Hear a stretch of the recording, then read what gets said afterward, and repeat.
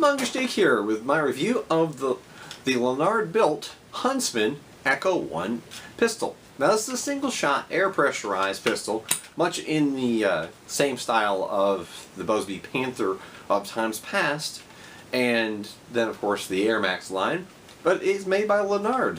But today they make the Huntsman brand, and of course you had the bolt action rifles and other blasters that you can find, and the only place I have found selling the Huntsman brand has been my local Ollie's, which is where I picked this up for $4.99. And I'm kind of a sucker for the unique and oddball blasters. I have the typical, mag-fed springers and flywheelers, but I like the unique stuff too, as evidenced by the fact that I love the Centurion. Odd thing that it is. But the Huntsman Echo 1, it's single shot. I guess that's what the one is. I don't know why the Echo, but it is air pressurized, and you just pump the little plunger up and then fire it. Now, being that I got this at a Ross, and sometimes people find them, or I got them at a Ollie's, and sometimes people find them at Ross, it's going to be very inexpensive. Again, $4.99, so $5. Not much more than what you would pay for a Jolt. And this thing, now that they recommend, let's see, they recommend 6 pumps and then fire. So if you do that, you take a dart, put it in the front, go 1, 2, 3, 4, 5, and 6, and then fire. It fires at around about the middle 60s. I did test fire about 30-40 shots over my chronograph, and I had them going all the way from 59 all the way up to about 76. Land in the middle there, and you're right at about 67 or so. Now, it is very dependent on the darts. It comes with these almost worker-esque kind of darts. I didn't use them, but I've got the worker darts, and the worker full lengths look almost the exact same.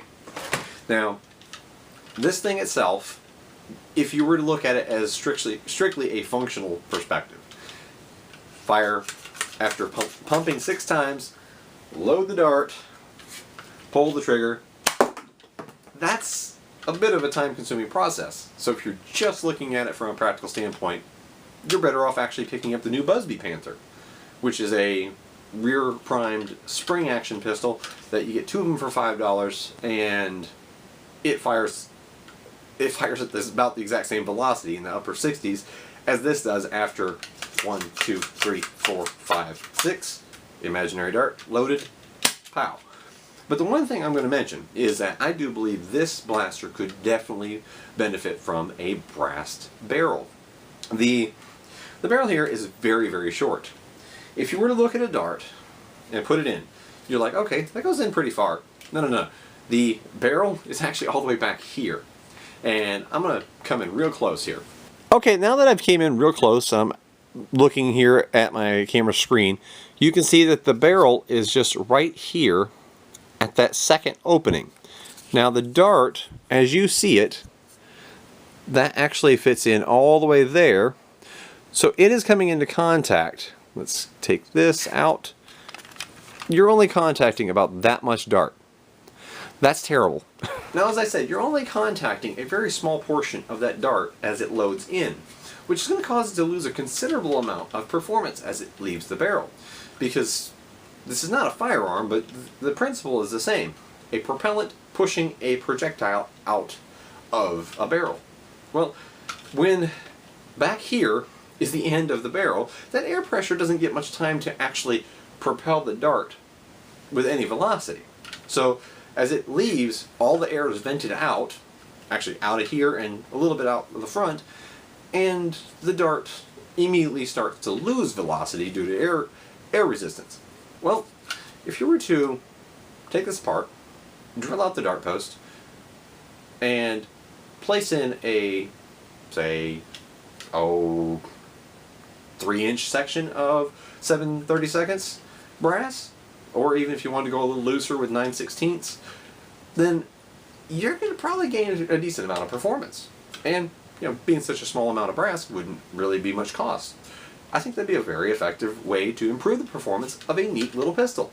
Now, if you're not going to tinker with it at all and you just want to have something unique that you can find now, like say at a Ross or an Ollie's, for $5 like I did, I do think that this is a worthwhile pickup, because you're just going to stash it in your pocket as a backup, or if you're just going to be goofy and run around with it like say Beret would.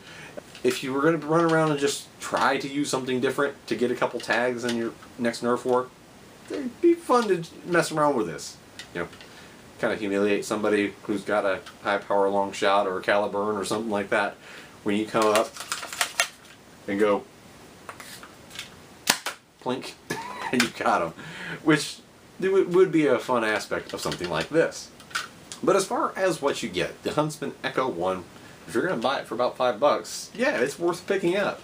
And I could certainly recommend it. It's simple, single shot pistol with a air pressure system, which I'm going to say the tank's probably not very big and probably wouldn't be useful in putting in something else. Just as a guess, that's a very narrow shell. Looking down it, it's very, very thin, but I haven't opened it up yet. Might be something I do in the future, because I might brass mine just to see what I can get out of it. But as for what I paid, I can certainly recommend it. Now, that's Mongoose Jake with my review and opinions on the Huntsman Echo 1 pistol.